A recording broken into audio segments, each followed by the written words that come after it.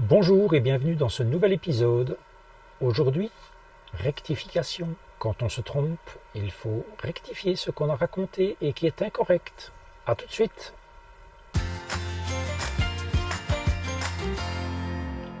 Dans la vidéo précédente, j'avais mentionné le fait que mon frigo avait beaucoup de mal pour maintenir le froid avec des grosses chaleurs. Et quand je dis des grosses chaleurs, c'était vraiment des grosses chaleurs. 34, 35, 36 degrés à l'ombre, température sous abri. Donc quand le frigo est au soleil, forcément ça chauffe, ça chauffe, ça chauffe. Il y a évidemment la solution du ventilateur qui permet d'extraire la chaleur, mais je ne suis pas spécialement bricoleur à ce niveau-là. Et donc je cherche simplement sur Google kit ventilation frigo Dometic. Et là, qu'est-ce que je vois? Que Dometic vend en fait un kit de ventilation des frigos. J'ai demandé le prix à mon concessionnaire et c'était 38 € plus 2 heures de main d'œuvre pour l'installer.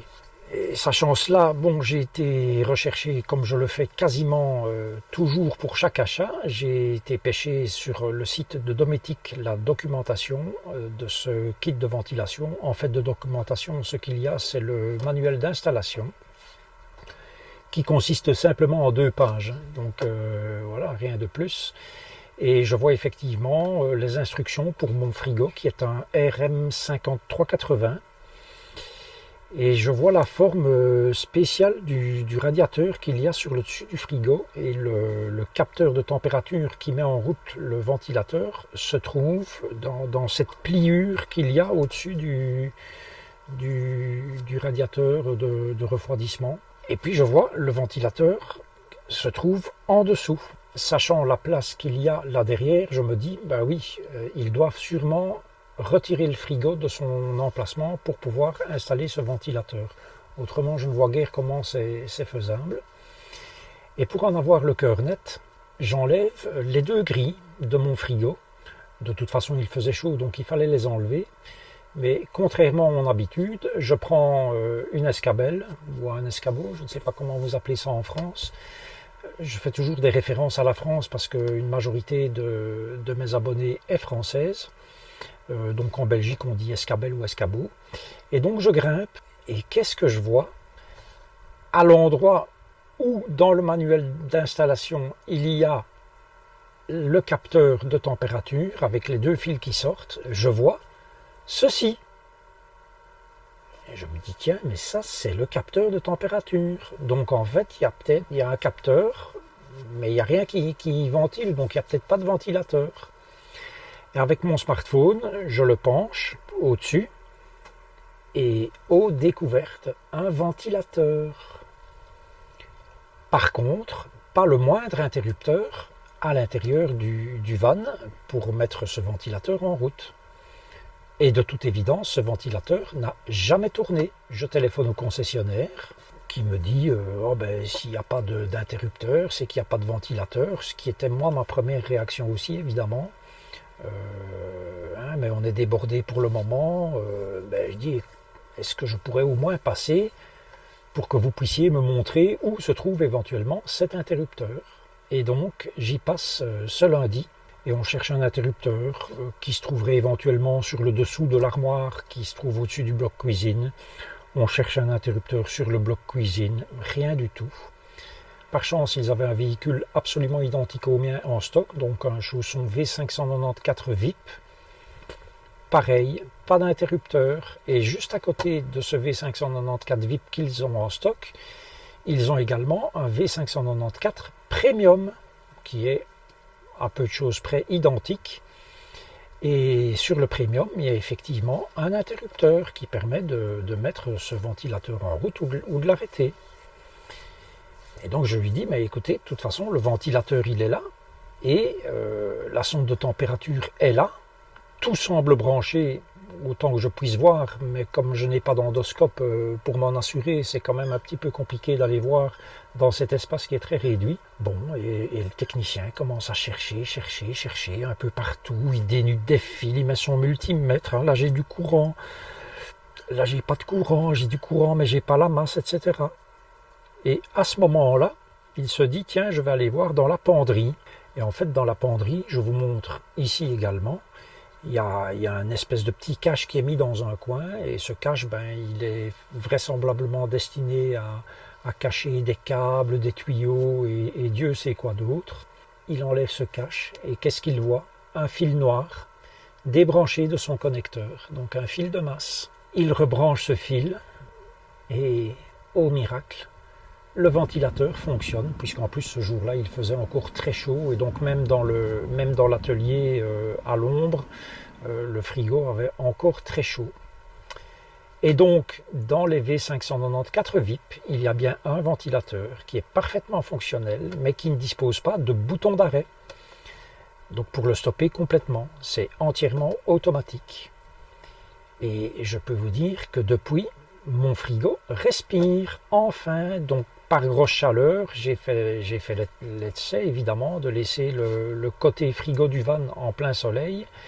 Et oui, la température monte, mais quand même dans des proportions nettement moins élevées que sans ce ventilateur. Donc ici, je monte à 7 degrés, allez, 7-8 degrés au lieu de 10, 11 ou 12 degrés dans la partie frigo, sachant que le thermomètre se trouve dans la porte. Donc voilà une excellente nouvelle, ou presque. Pourquoi presque? Parce que je quitte l'atelier, la concession, et je me dirige vers l'endroit où je vais passer la nuit, à grosso modo 40-45 minutes de là. Et je m'arrête, je veux mettre en route le frigo sur le gaz. Pas de tic tic tic tic tic, donc pas de piezo. J'ai un multimètre, j'ai fait appel à mon fils, j'ai regardé aussi beaucoup sur internet, voir comment tout cela pouvait fonctionner.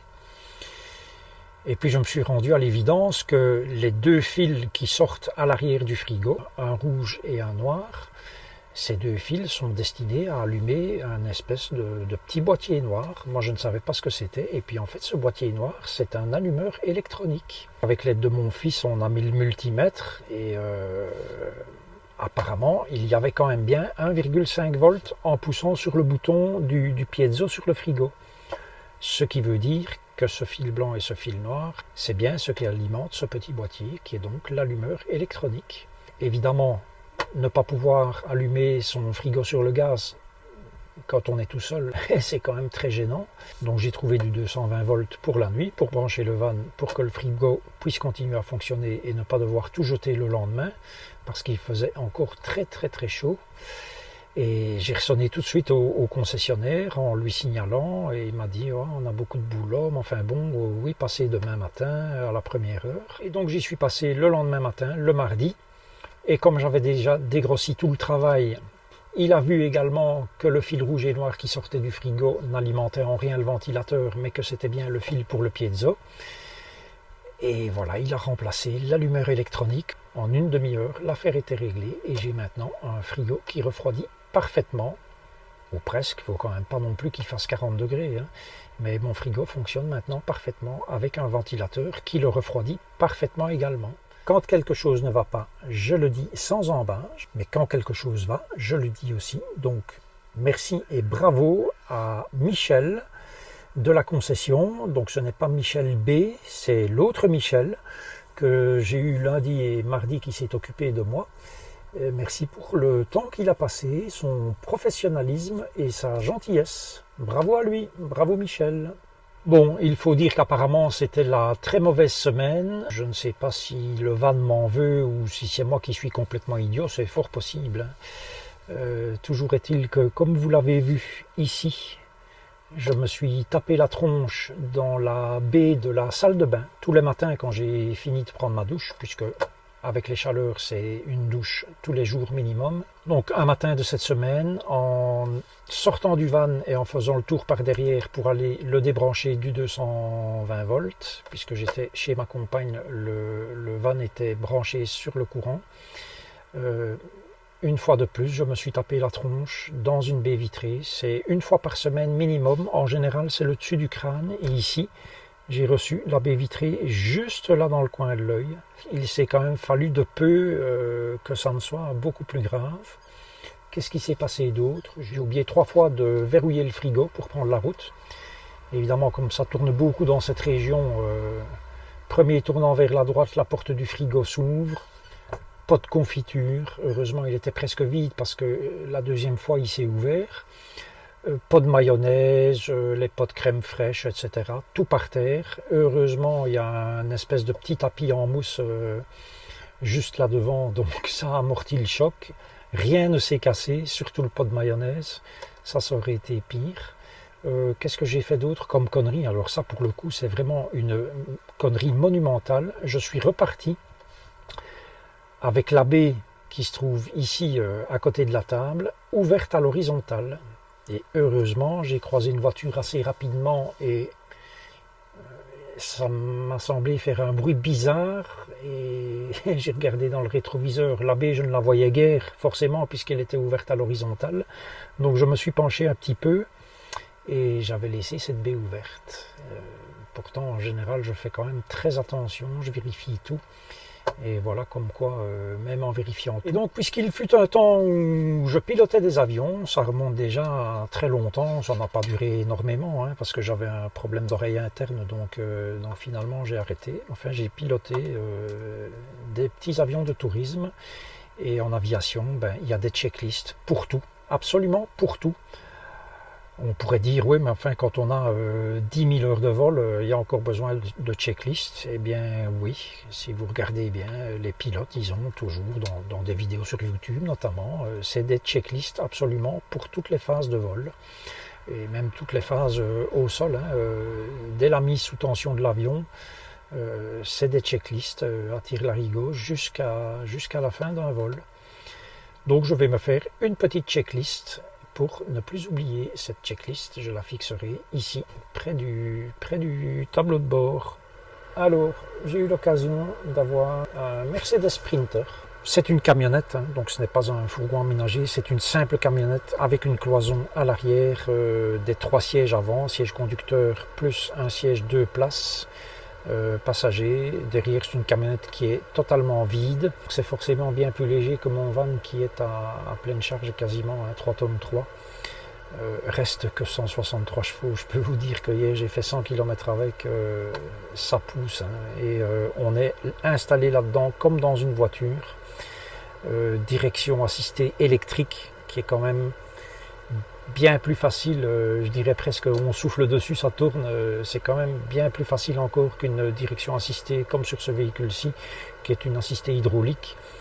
Ceci étant, moi mes premières voitures, j'avais pas de direction assistée du tout, sale bête, j'avais pas de direction assistée, j'avais pas de vitre électrique, j'avais pas d'air conditionné, j'avais rien du tout de tout ça, donc voilà, et puis globalement, le Fiat est pas mal. Hein. Il manque de modernité, mais il est pas mal. Mais voilà, ce Mercedes Sprinter, c'est quand même vraiment bien. Boîte automatique 9 vitesses. Donc dans la vidéo qui suit, qui a été enregistrée hier un petit peu à brûle-pourpoint, je ne savais pas trop, mais donc c'est bien une boîte convertisseur de couple. Hein. C'est pas une dual clutch. Donc c'est une vraie boîte automatique. 163 chevaux, ça roule. Une suspension extraordinaire. Maintenant, encore une fois, voilà, c'est un véhicule qui était vide. Véhicule assez surprenant. Maintenant, comme je le précise aussi dans cette vidéo tournée hier, le Fiat, pour moi, d'un point de vue style extérieur, est beaucoup plus beau que le Mercedes Sprinter. Ouais, c'est un véhicule que je trouve pas très joli, avec cette espèce de petit capot là devant. Voilà, j'aime pas, je vous montre une photo comparative des deux, l'un à côté de l'autre. Photo que j'ai faite ce matin. Ça reste quand même autre chose que le Fiat, quoi, hein, question modernité. C'est tous des petits détails qui à la longue sont quand même casse-pieds. Je vais prendre l'exemple de la vitre passager ici dans le Fiat. Elle dispose du mode automatique à l'ouverture, mais elle ne dispose pas du mode automatique à la fermeture. Alors que la fenêtre conducteur, elle dispose de l'automatisme en ouverture et en fermeture. Mais qu'est-ce que c'est que cette singerie de ne pas avoir mis l'automatisme à l'ouverture, quoi. On tire le bouton et puis pof, la vitre remonte toute seule jusqu'en haut sans qu'on doive tenir le bouton. Qu'est-ce que c'est que cette pingrerie? Et moi, franchement, je le dis, ça me gonfle des trucs pareils. Ça me gonfle parce que ce sont des choix ridicules. Pareil pour les capteurs de recul, qu'il n'y a d'ailleurs pas non plus sur le Mercedes Sprinter. Hein. Il y a une caméra de recul qui fonctionne magnifiquement bien, c'est intégré au véhicule. l'image s'affiche sur l'écran du véhicule, donc c'est parfait, mais il n'y a pas de capteur de recul non plus. Est-ce que vous avez déjà été voir le prix des capteurs de recul sur Amazon? Ça coûte presque rien, quoi. Donc qu'est-ce que c'est que cette pingrerie? Moi, honnêtement, je trouve que ça devrait faire partie, surtout au prix où on nous vend ces véhicules.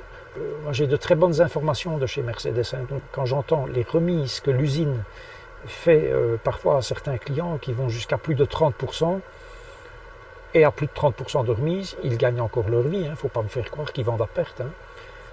Ben, je pense qu'on se fout quand même un peu de nous, quoi. Voilà.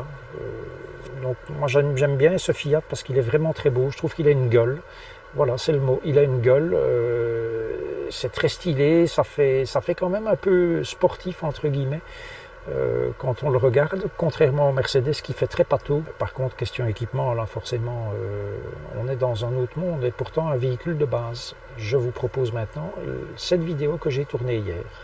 Bien évidemment, le prix n'est forcément pas le même, j'imagine. Je ne connais pas le prix de ce véhicule.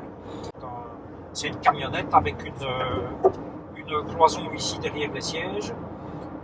Un peu plus court que 6 mètres, je pense. 163 chevaux, boîte automatique. Je pense que ça doit être la 7 vitesses, j'en sais rien en fait. Évidemment, aucune comparaison possible avec le porteur Fiat. Alors je ne parle pas de la fiabilité du moteur, hein. Je pense que la fiabilité du porteur Fiat est tout à fait correcte, si pas plus.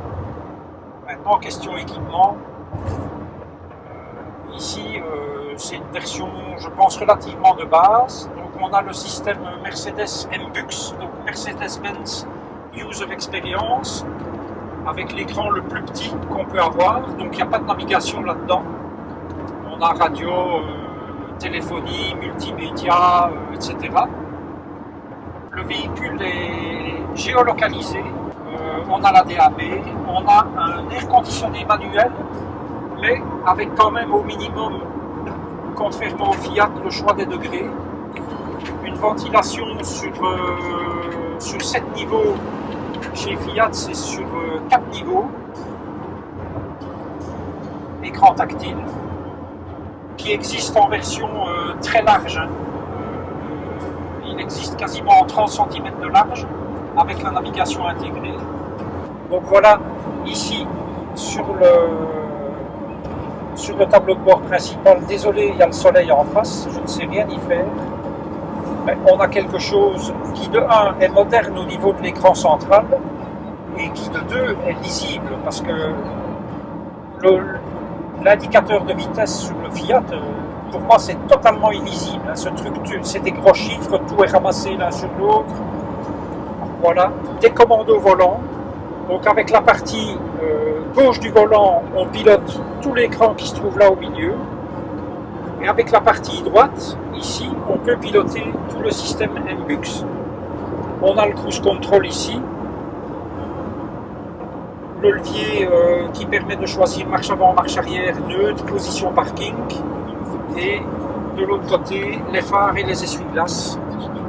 On est ici sur une route en béton, donc le véhicule est relativement bruyant, mais je pense que c'est plutôt la route qui est bruyante. On a aussi au niveau des rétroviseurs, comme on peut le voir, ils sont plus petits